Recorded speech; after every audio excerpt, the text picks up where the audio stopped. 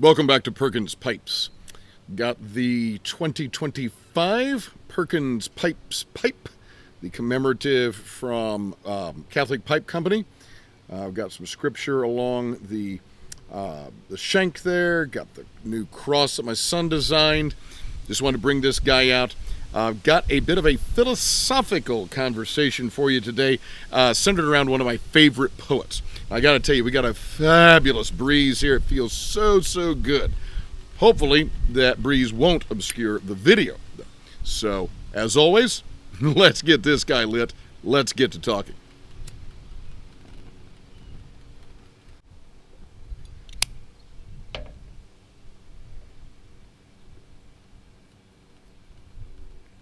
For a minute, I had to think to myself, I thought, did I just record a video with this pipe? And I know the answer is no. I had just smoked it on my own a while back. It was on my mind. As many of you know, my absolute favorite poet,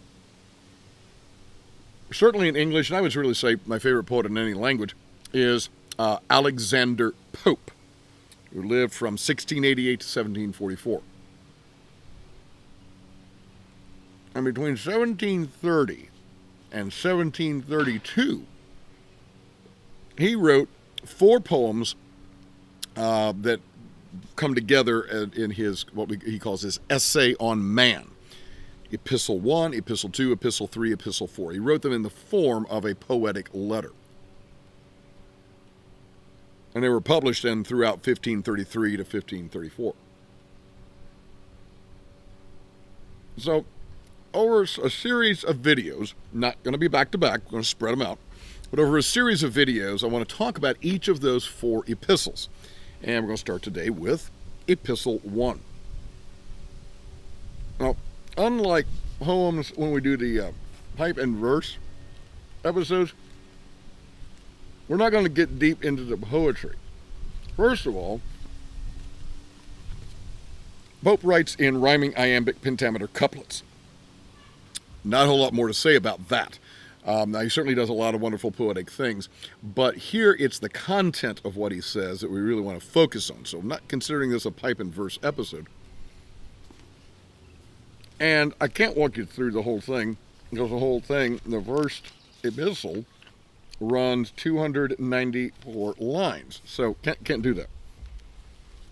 So I just want to share with you a few of the lines, of these sections, that are particularly meaningful to me, and, I don't know, maybe of interest to you as well. So toward the beginning, and this is in lines 21 through, looks like that, 21 through 40. He says this: "Through worlds unnumbered, though the God be known, 'tis ours to trace him only in our own." In other words, however much God is known throughout the universe, and other planets, planetary systems, and so forth, we can only deal with and discern what we've got going on here.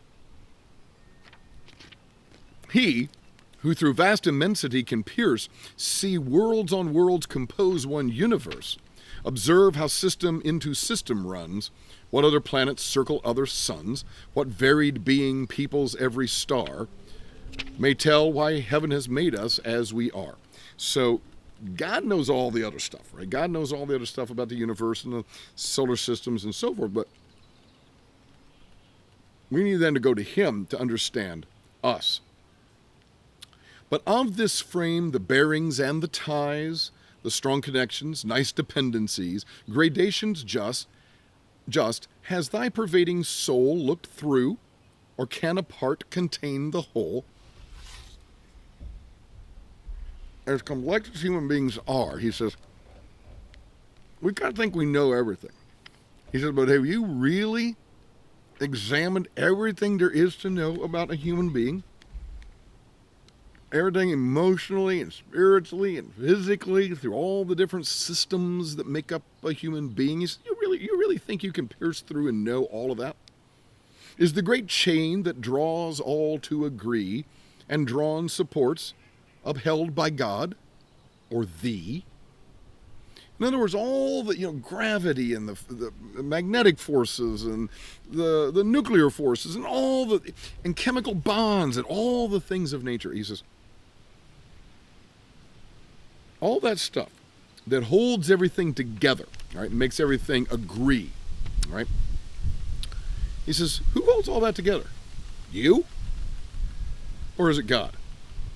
Right? I'm kind of reminded of what God said to Job. You remember the book of Job, it gets to the end, and Job says, or God says to Job, he says, listen, I'm going to question you like a man, and you're going to answer me.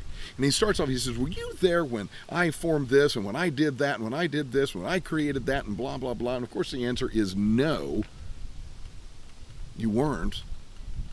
And right away we're starting to see maybe human beings aren't as know-it-all as we think. Pope goes on, he says, presumptuous man, the reason wouldst thou find why formed so weak, so little, and so blind. He says, you're trying to figure out why you can't run as fast as the cheetah, why you can't fly like an eagle. Okay, he says, you're trying to figure all that kind of stuff out, why you think you're so weak and little. He says, first, if thou canst, the harder reason guess why formed no weaker, blinder, and no less. In other words, you're sitting and wondering, well, why I'm not all that? Why am I not as strong as an elephant? Well, why aren't you as weak as an ant? You wondering why you can't see like an eagle? How come you're not as blind as a bat? Ask of thy mother earth why oaks are made taller or stronger than the weeds they shade. All right? So he starts off with a rather humble position, right? That man is not all that great. And he says, then say not man's imperfect, heaven in fault. Say rather, man's as perfect as he ought. His knowledge measured to his state and place, his time a moment, and a point, his space. It's natural for a little child to say, oh, how come I'm not this, and how come I'm not that? Or, as a little kid, you become a lion for a day, right? And you tie a tail on yourself and you run around and be a lion.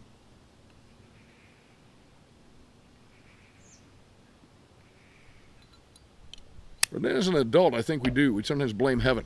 How come I'm not this? How come I'm not that? How come I'm not as rich as that guy down the street? The Pope says, you got enough knowledge for who you are right now. You've got enough space to live in for who you are right now. All right? Be content with that. And then he says, hope humbly then, with trembling pinions soar, wait the great teacher death, and God adore. What future bliss he gives thee not to know, but gives that hope to be thy blessing now. Hope springs eternal in the human breast. Maybe you knew that line. Hope springs eternal in the human breast. Man never is, but always to be blessed. Let me read that line again. Man never is, but always to be blessed. The soul, uneasy and confined from home, rests and expatiates in a life to come.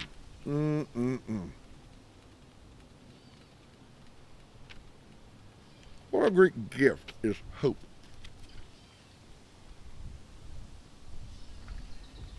We used to say sometimes, you're not all that in a bag of chips. And our human pride kind of swells us up, doesn't it, from time to time? Maybe more than that, maybe all the time. If you realize you got enough for today, you got enough, remember the Lord's Prayer, right? Give us this day our daily bread. Remember what happened to the Israelites when they got the manna, right, and the quail that were falling from the sky, and God was providing for them, and they're like, hey, let's hoard it. Let's hoard it. Let's get a whole bunch of Ziploc baggies. Maybe we can't trust God to provide for us tomorrow, so let's store it in Ziploc baggies. And what happened? It all went bad. So you live just comfortable with the knowledge that you've got what you need for today. then you can enjoy the blessing of hope. Hope humbly. I don't know that you can hope arrogantly. Think about that. I don't know that you can hope arrogantly. Hope requires humility.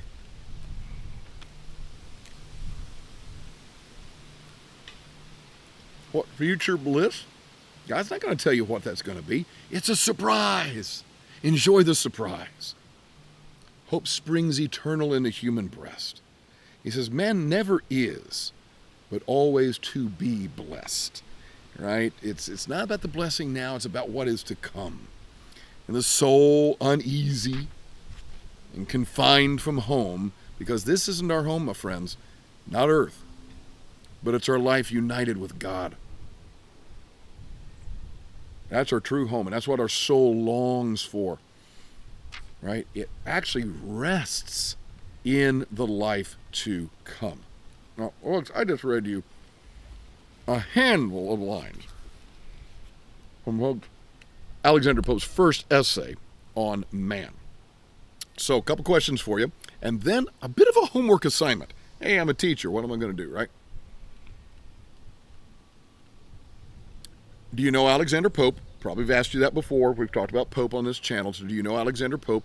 Did you know the essay on man? Again, it's in 4 epistles, 4 poems, and we're going to talk about all of them over the course of time. Did you know that poem? Have you read that poem before? And whether you have or not, here's my homework for you. Please go read it. Go read it. I'm going to link to it in the notes below. It's worth your time, and if some of the language is a little challenging, I'm sure there's some notes online that you can find. Or, hey, you know what? Email me if you want to. Say, Steve, I was reading that poem you were talking about, and man, that's a little challenging here. Can you help me out with it? You know I'll be happy to do that. Right? Perkins Pipes at gmail.com. You can email me or leave me a comment here, and we can chat on that. So, nice, humble reminder to be humble and realizing the blessing of humility, which is hope. Friends, as Malcolm Guite likes to say, I do these little things in order at last to do nothing. Or as I like to say in Latin, Parva ut tandem, nihil agam. Have a wonderful day.